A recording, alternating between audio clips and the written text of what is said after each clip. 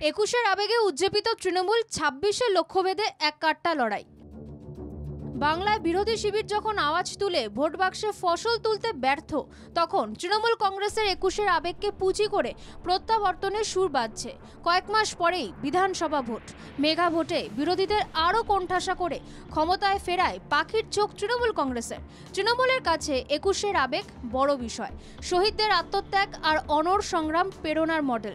গণতন্ত্র রক্ষার জন্য ৯৩ মমতা বন্দ্যোপাধ্যায় যে গণ আন্দোলন গড়ে তোলেন, যার জন্য ১৩ জন শহীদ হন, সেই শহীদদের আত্মত্যাগকে সামনে রেখে বাংলা নিয়ন্ত্রণে রাখার লড়াইতে মরিয়া তৃণমূল।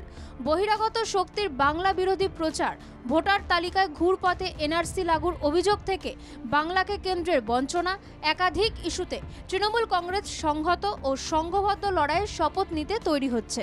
দলনেত্রী মমতা বন্দ্যোপাধ্যায়ের রোডম্যাপ মেনেই তারা লড়াইয়ের সুর বাঁধতে তৎপর। সেই জন্য শুরু হয়েছে দেওয়াল লিখন। রঙিন দেওয়ালে শহীদদের সংগ্রামের কথা ফুটিয়ে তোলা হচ্ছে। ৯৩ শহীদদের সংগ্রামী তৃণমূলকে উজ্জীবিত করছে। একুশের আবেগকে সামনে রেখে প্রত্যাবর্তনের সুর বাঁধার ভাবনা। মমতার একুশের বার্তা মেলার পরই বিধানসভার লড়াইতে নামতে চায় কর্মীরা। বাংলার নানা জেলার মতোই বীরভূমে এক কাট্টা লড়াই তোড়জোড় চলছে। কোর কমিটির ফোকাস সেই মমতার হাত শক্ত করা, তৃণমূল স্তরে দলের প্রসার ঘটানো। আর কয়েকটা দিন, আর তারপরেই কিন্তু কলকাতায় ধর্মতলায় অনুষ্ঠিত হবে ২১শে জুলাই। আর ২১শে জুলাইকে কেন্দ্র করে বিভিন্ন গ্রাম পঞ্চায়েত এলাকা থেকে শুরু করে শহর এলাকায় কিন্তু একাধিক প্রস্তুতি নিয়ে ফেলেছে তৃণমূলের কর্মী থেকে বিধায়ক, এমপি, এমএলএ সকলেই। এখান থেকে ট্রেন হোক, বাসে হোক, একাধিক ব্যবস্থা গ্রহণ করা হয়েছে। ইতিমধ্যেই ৯ তারিখ বড় মিছিল করা হবে পঞ্চায়েত এলাকা জুড়ে। বীরভূমের নেতারা রেকর্ড জমায়েতের জন্য প্রচার করছেন। ডোর টু ডোর ক্যাম্পেইন থেকে নানা জনসংযোগ কর্মসূচি নেওয়া হচ্ছে। তিনি যা নির্দেশ দেবেন সেই নির্দেশের অপেক্ষায় আছি।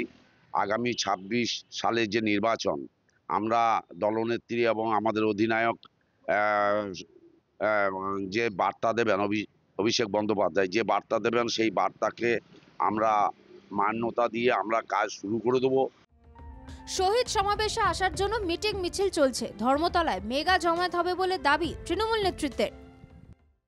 এই ২১শে জুলাইয়ের জন্য কোনো প্রচারের প্রয়োজন হবে না।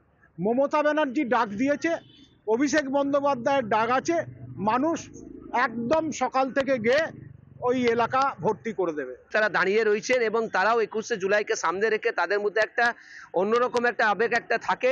গৌরবঙ্গের তৃণমূল নেতাকর্মীরা কলকাতা আসার জন্য সাংগঠনিক স্তরে প্রস্তুতি নিচ্ছেন। সবার একটাই কথা, ২৬শে বিরোধীদের আরও ব্যাকফুটে ফেলে বাংলার গৌরব বাড়াতে হবে।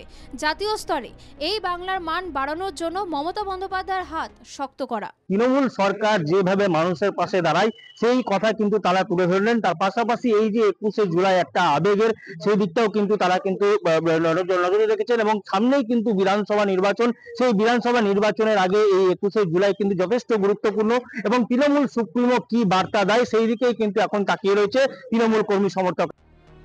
অভিষেক দাস, পার্থ দাস ও পিন্টু প্যাটেলের রিপোর্ট, বাংলা জাগো।